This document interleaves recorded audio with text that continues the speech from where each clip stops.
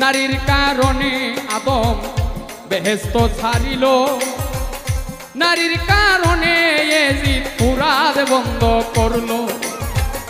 নারীর কারণ চণ্ডী দাসে শুকনাই বর্ষি মারে,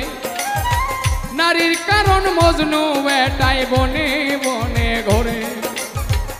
নারীর কারণ কত জনে বাপ মায়ের ছাড়ে, নারীর কারণ কত জনে জেল খাটিয়া মরে।